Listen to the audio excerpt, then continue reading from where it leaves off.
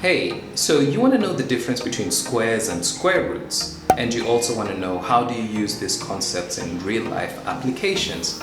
Well, in this video, I'm going to explain that difference, and I'm going to explain how do you use those concepts to solve real life problems using really easy steps. My name is Peter, and let's get started.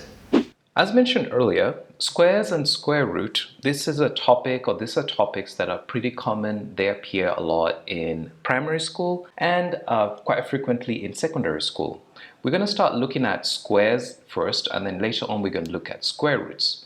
So squares, this is just basically repeated multiplication. So if you have a term like, let's say, x squared, this is an expression with an exponent of 2 or a power of 2, you'll notice that this is simply multiplying x times x. So instead of repeating x times x, a really short way is just to write it as x squared, x with a power of 2. This concept can be expanded to integers. So if you have a base here 3 and the power is 2, that means that you just need to multiply 3 times 3 and that gives you 9. We can still expand this concept to 0.5 rather, to the power of 2, and that means you just multiply 0.5 times 0.5 and you get 0.25. Now it's really important that you don't multiply 0.5 times 2. The exponent here, or the power, only tells you how many times you need to repeat that multiplication. Now, having looked at what squares are, let's look at square root. So square roots are inverse of a square, which means that it's just something that undoes a square. Or another way to think about a square root is the opposite of a square. You're sort of going backwards. If you have a square and you want to figure out what was the number that you squared, then you would need a square root. So it's a math function. So this concept of inverse is similar to like subtraction and addition. Subtraction is the inverse of addition, or addition is the inverse of subtraction, and division is the inverse of multiplication, or you can use multiplication to find the inverse of division. So when it comes to squares, we can use the same concept to undo a square using square root. So when it comes to squares, we can use a square root to undo a square. Let's see. If we have 7 squared means that you just multiply 7 times 7 and you get 49. If I have 49 and I want to figure out what number do I multiply by itself to get 49, then I would need a square root to figure out that number. I want to go backwards. And get the number that I had to square. So I would use this math function. It looks like a division sign, but it's a square root. And I would put the number 49 on the inside, and then I would need to rewrite 49. Remember, the square root undoes a square, so I'm going to rewrite 49 as square root of 7 squared. Remember, I'm trying to figure out what number did I multiply times itself to get 49, and that number would be 7. Here are 3 questions that you can try and test your knowledge, understanding when it comes to finding the square root of a number. Pause the video here, try these questions on your own, and then continue with the video to see if you got the questions right. After finishing the questions, now let's see if you got the questions correct. So the first one, square root of 121 is 11, square root of 64 is 8, and the square root of 400 is 20.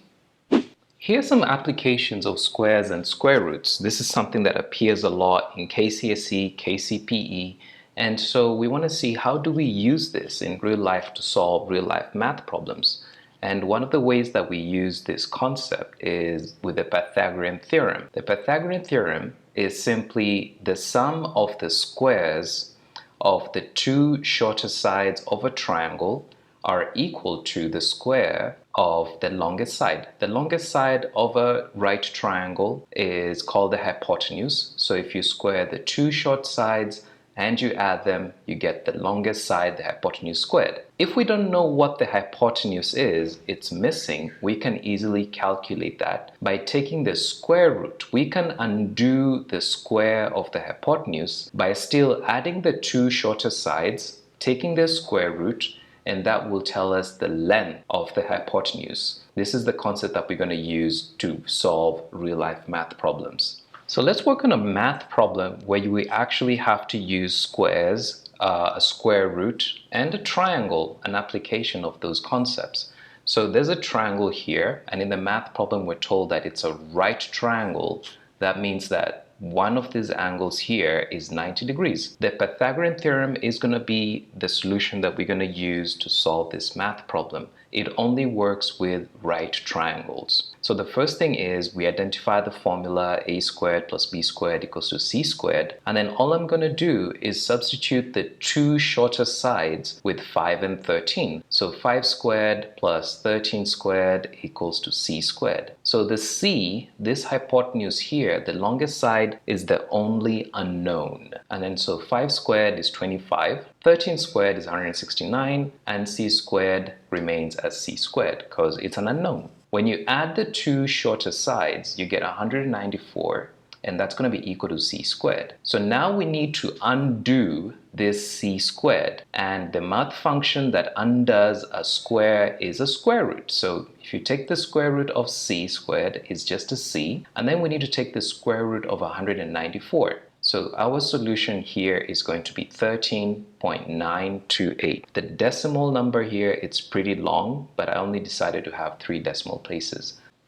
All right, let's actually work on a math problem that requires a little bit of critical thinking skills. So this is a word problem that says Miss Green tells you that a right triangle has a hypotenuse of 13 and a leg of 5. She asks you to find the other leg of the triangle. What is your answer? So a couple of things. There's a term here that's used, right triangle. That definitely means that we need to draw a right triangle. The other thing we're told is that the hypotenuse is 13. The longest side of this triangle is 13. So I'm just going to label here 13. And a leg of 5. So leg is another way of saying a side. So I'm just going to label my triangle here 5. And then we need to figure out what is the length, what is the other side of the triangle. So I'm going to put a question mark there. So I've got the hypotenuse, we can call it C. I've got a side here, we can call it A.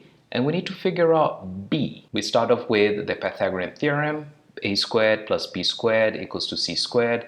And then I'm just going to substitute what A and C are. A is 5, so I'm just going to write 5 squared. I don't know what b is, so it just stays b squared. And I know what c is, it's 13, and that's going to be 13 squared. So we evaluate 5 squared to get 25. B squared stays the same, it's the unknown. And 13 squared becomes 169. If I want to figure out what b squared is, I need to get rid of this 25 because the only way that you can solve an equation is when the unknown is by itself. So to get b squared alone, I need to subtract 25 from the left side and 25 from the right side. So 169 minus 25 is going to be 144. And then if I want to undo a square, I take the square root. So the square root of 144 is going to be equal to 12. This is the length of the other short side. After doing those examples and learning about squares and square roots, here's some 2 examples that you can try on your own. They are word problems that are modeled just like the 2 problems that we did earlier in this video. If you're not sure how to do it, just go back in the video, watch it again, and then try the 2 questions. Good luck!